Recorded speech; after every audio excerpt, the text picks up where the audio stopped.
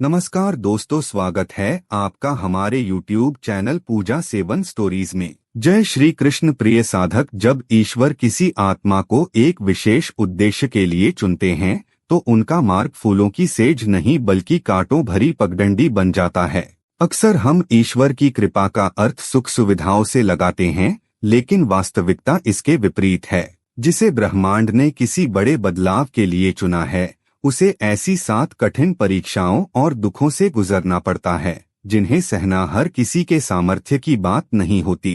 अगर आपके जीवन में भी अप्रत्याशित उतार चढ़ाव आ रहे हैं और सब कुछ बिखरता हुआ नजर आ रहा है, तो रुकिए और गहराई से सोचिए। हो सकता है यह आपकी बर्बादी नहीं बल्कि आपके एक नए और शक्तिशाली स्वरूप के निर्माण की शुरुआत हो। यह वीडियो केवल शब्दों का संग्रह नहीं है, बल्कि उन संकेतों की पहचान है जो बताते हैं कि आप साधारण नहीं बल्कि ईश्वर के प्रिय पात्र हैं।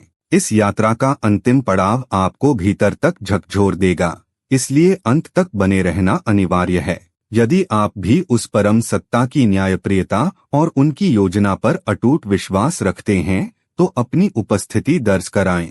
इस भाव को अपनाएं, जय श्री कृष्ण लिखें और अपनी रूह को जागृत करने वाली इन बातों के लिए हमसे जुड़ें। चलिए समझते हैं उस पहले दुख को जो इंसान की दुनिया को हिलाकर रख देता है।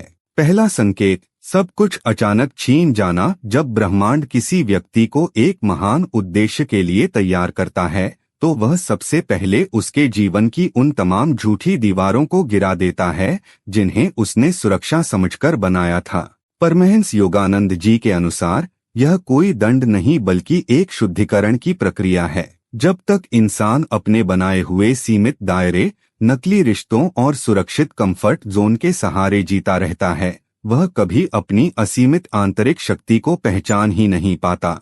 इसलिए नियति उसे उस मोड़ पर लाकर खड़ा कर देती है जहां उसे मजबूरन अपने भीतर झांकना पड़ता है। कल्पना कीजिए, एक पल सब कुछ स्थिर था, रिश्ते, व्यापार और भविष्य की योजनाएं। लेकिन तभी एक ऐसा झटका लगता है जो सब कुछ तहस-नहस कर देता है। इंसान अकेला रह जाता है, असहाय महसूस करता है और ईश्वर से सवाल करता है, मेरे साथ ही ऐसा क्यों? पर असल में यह टूटना उसके पुनर्जन्म की शुरुआत है। जब बाहरी सहारे गिरते हैं तभी वह उस असली सहारे को खोज पाता है जो उसके भीतर है। यह दुख उसे कमजोर करने के लिए नहीं बल्कि इतना मजबूत बनाने के लिए आता है कि भविष्य में कोई भी झोंका उसे हिला न सके। यह बिखराव ही उसे एक नए और निखरे हुए व्यक्तित्व में ढालने की पहली सीढ़ी है। दूसरा संकेत, भीड़ के बीच रहकर भी पूरी तरह अकेला महसूस करना। अक्सर ऐसा होता है कि इंसान के आसपास परिवार है, मित्र हैं और समाज की चहल पहल है, लेकिन उसके भीतर एक अजीब सा सन्नाटा पसर जाता है। वह सबके साथ हंसता है, बातें करता है, लेकिन उसके मन के किसी कोने में यह टीस बनी रहती है कि कोई उसे समझ नहीं पा रहा। यह अकेलापन शारीरिक नहीं बल्कि रूहानी होता है। परमहंस योगानंद जी कहते हैं कि जब परमात्मा किसी को अपने करीब बुलाना चाहते हैं तो वे उसे दुनिया के शोर से मानसिक रूप से काट देते हैं। यह स्थिति इंसान को व्याकुल कर देती है। उसे लगता है कि शायद उसमें ही कोई कमी है या उसकी सोच बाकी दुनिया से अलग क्यों है। लेकिन वास्तविकता में यह अकेलापन एक दिव्य संकेत है। प्रकृति उसे भीड़ से इसलिए अलग कर रही है ताकि वह दूसरों की नकल करना छोड़ दे और अपने भीतर की उस मौलिक आवाज को सुन सके जो ईश्वर से सीधे जुड़ी है। जब संसार की बातें अर्थहीन लगने लगें और शोर में भी शांति की तलाश होने लगे तो समझ लेना चाहिए कि यह ईश्वर की पुकार है। यह दुख उसे यह सिखाने आता है कि उसकी खुशी और सुकून किसी बाहरी व्यक्ति या प्रशंसा के मोहताज नहीं है। जिसे भगवान ने चुना है उसे अंततः यह समझना ही होगा कि उसकी पूर्णता केवल ईश्वर के साथ उसके व्यक्तिगत जुड़ाव में है। यह अकेलापन दरअसल उसे खुद से मिलाने और फिर ईश्वर में विलीन करने का एक पवित्र माध्यम है। तीसरा संकेत, सच्चाई और अटूट ईमानदारी के कारण बार बार नुकसान उठाना। जब परमात्मा किसी इंसान को एक विशेष पद या जिम्मेदारी के लिए तैयार करते हैं तो वे उसके भीतर नैतिकता की एक ऐसी लौ जला देते हैं जिसे दुनिया की कोई भी चालाकी बुझा नहीं पाती। वह व्यक्ति चाहकर भी झूठ का सहारा नहीं ले पाता और न ही किसी के साथ छल कर सकता है। लेकिन विडंबना देखिए, आज की इस भौतिकवादी दुनिया में जहां चालाकी को स्मार्टनेस माना जाता है, वहां एक सीधा और सच्चा इंसान अक्सर पीछे छूट जाता है। उसे बार बार इस बात का दुख होता है कि उसकी अच्छाई का लोग फायदा उठा रहे हैं। कभी उसके भरोसे को तोड़ा जाता है तो कभी उसकी ईमानदारी को उसकी कमजोरी समझकर उसका मजाक उड़ाया जाता है। उसे अपनी आंखों के सामने उन लोगों को सफल होते देखना पड़ता है जो गलत रास्तों का चुनाव करते हैं। ऐसे में मन में यह सवाल उठना स्वाभाविक है कि क्या अच्छा होना ही मेरी सबसे बड़ी गलती है। परंतु यह दुख एक बहुत बड़ी दैवीय परीक्षा है। भगवान उसे इस अग्नि परीक्षा से इसलिए गुजारते हैं ताकि उसकी आत्मा पूरी तरह से शुद्ध हो जाए। यह नुकसान दरअसल उसके चरित्र को फौलाद जैसा बनाने के लिए है। ईश्वर उसे यह सिखा रहे होते हैं कि दुनिया का कोई भी प्रलोभन उसे उसके मार्ग से विचलित न कर सके। जब वह इस परीक्षा को पार कर लेता है तब उसे वह आंतरिक शांति और आत्मविश्वास मिलता है जो किसी भी पद या प्रतिष्ठा से कहीं ऊपर है। सच्चाई की यह तपस्या उसे उस स्तर पर ले जाती है जहां वह हारकर भी अंततः विजेता कहलाता है। चौथा संकेत, जीवन में निरंतर अस्थिरता और अप्रत्याशित बदलावों का सिलसिला। अक्सर हम एक सुरक्षित और ठहराव भरे जीवन की कामना करते हैं जहां सब कुछ हमारी योजना के अनुसार चलता रहे। लेकिन जिस आत्मा को परमात्मा ने किसी महान कार्य के लिए चुना है, उसकी जिंदगी में स्थिरता जैसे शब्दों के लिए कोई जगह नहीं होती। जब भी उस इंसान को लगता है कि अब सब कुछ ठीक हो गया है और वह चैन की सांस ले सकता है, तभी नियति उसे एक नए तूफान के बीच ले जाकर खड़ा कर देती है। कभी उसका करियर बदल जाता है, कभी रहने की जगह, और कभी उसके सबसे गहरे रिश्ते ही पूरी तरह बदल जाते हैं। यह निरंतर उथल पुथल उसे मानसिक रूप से थका देती है। उसे अपने आसपास के लोगों को देखकर दुख होता है जिनकी जिंदगी एक तय पटरी पर सुकून से चल रही है, जबकि उसका अपना जीवन हर दिन एक नई चुनौती पेश करता है। परमहंस योगानंद जी के शब्दों में, यह अस्थिरता वास्तव में ईश्वर की एक गहरी योजना है। परमात्मा उसे किसी एक सांचे में जमने नहीं देना चाहते, क्योंकि ठहरा हुआ पानी अक्सर गंदा हो जाता है, जबकि बहती हुई नदी अपनी राह खुद बनाती है। भगवान उसे बार बार इन बदलावों से इसलिए गुजारते हैं ताकि वह अडेप्टेबिलिटी यानी हर परिस्थिति में ढलने की अद्भुत क्षमता विकसित कर सके।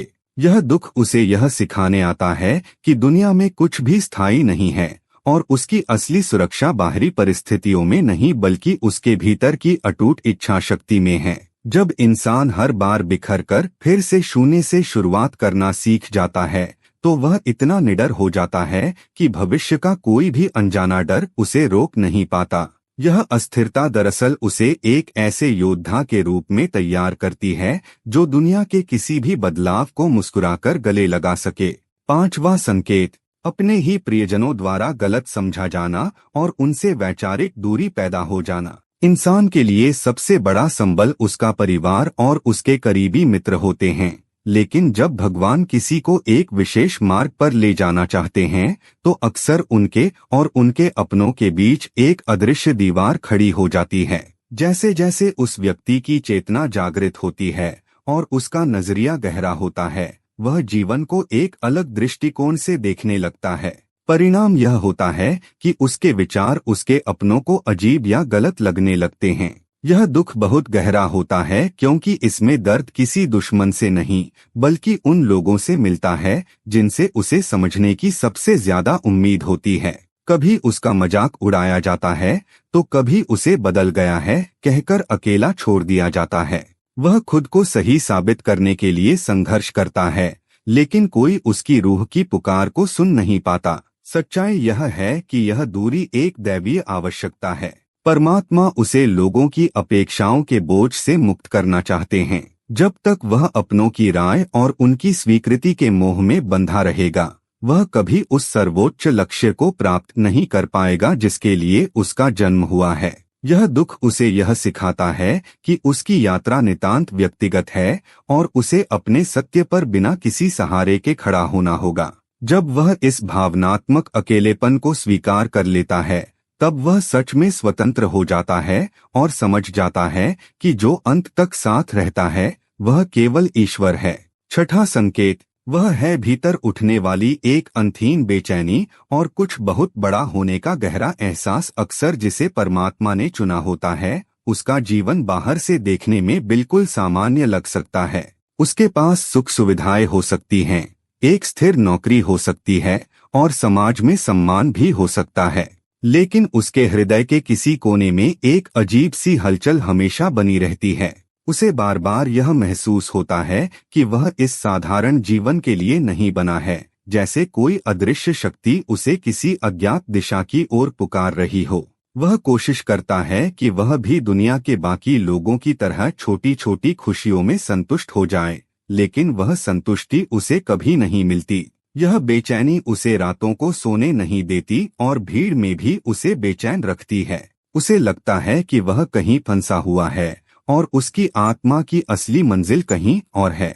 परमहंस योगानंद जी के अनुसार यह बेचैनी दरअसल ईश्वर का दिया हुआ वह दिव्य असंतोष है जो इंसान को रुकने नहीं देता। यह उसे उसकी सीमाओं से बाहर धकेलने और उसके असली उद्देश्य तक पहुंचाने का एक माध्यम है। जब इंसान इस तड़प को समझ लेता है तब वह अपनी खोज शुरू करता है। यह दुख उसे यह बताने आता है कि वह केवल खाने, सोने और मरने के लिए पैदा नहीं हुआ है, बल्कि उसके अस्तित्व का एक बहुत बड़ा और पवित्र कारण है। यह बेचैनी दरअसल उसके भीतर की उस सोई हुई शक्ति को जगाने का संकेत है जो उसे एक दिन साधारण से असाधारण बना देगी। सातवां संकेत, जब परमात्मा किसी आत्मा को अपने सबसे करीब लाना चाहते हैं तो उसकी ट्रेनिंग कभी एक बार में पूरी नहीं होती।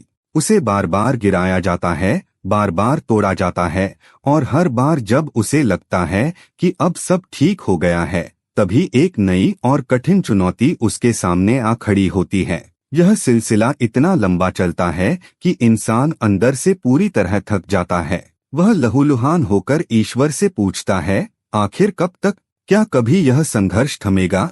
लेकिन यही वह पल है जहां एक साधारण इंसान अतुलनीय बन जाता है। यह दुख उसे यह सिखाने आता है कि उसकी असली ताकत उसके शरीर या दिमाग में नहीं, बल्कि उसकी आत्मा के अटूट संकल्प में है। जिसे भगवान चुनते हैं उसे वे इतना लचीला और मजबूत बना देते हैं कि दुनिया का कोई भी दुख उसे फिर कभी हिला न सके।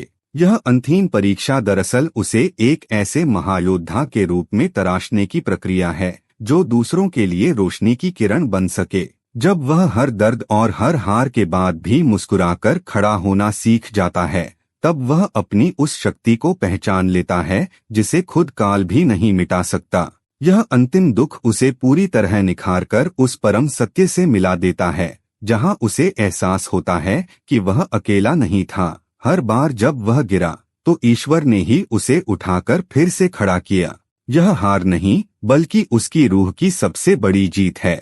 उम्मीद करते हैं कि आपको इस वीडियो से कुछ नया जरूर सीखने को मिला होगा। आपको वीडियो कैसी लगी हमें कमेंट बॉक्स में जरूर बताएं। अगर वीडियो के दौरान मुझसे कोई गलती हो गई हो तो मैं माफी चाहता हूं। दोस्तों, हमारे चैनल पर और भी अच्छी वीडियोस है, उन्हें भी जाकर आप जरूर देखें। लिंक जो है वह आप डिस्क्रिप्शन बॉक्स में चेक कर सकते हैं। जो अक्सर डेली हमारी वीडियोस देखते हैं उन सभी का दिल से शुक्रिया। दोस्तों, अगर आपको ये वीडियो अच्छा लगा तो कृपया करके वीडियो को लाइक करें और वीडियो को हाइप जरूर करें और कमेंट बॉक्स में हर हर महादेव जरूर लिखें और वीडियो को शेयर जरूर करें और चैनल को सब्सक्राइब करें। धन्यवाद। ओम नमः शिवाय। यहाँ यह बताना जरूरी है कि हम किसी भी तरह की मान्यता, जानकारी की पुष्टि नहीं करते हैं। किसी भी जानकारी या मान्यता को अमल में लाने से पहले संबंधित विशेषज्ञ से सलाह लें। वीडियो को अंत तक देखने के लिए आप सभी का बहुत बहुत धन्यवाद।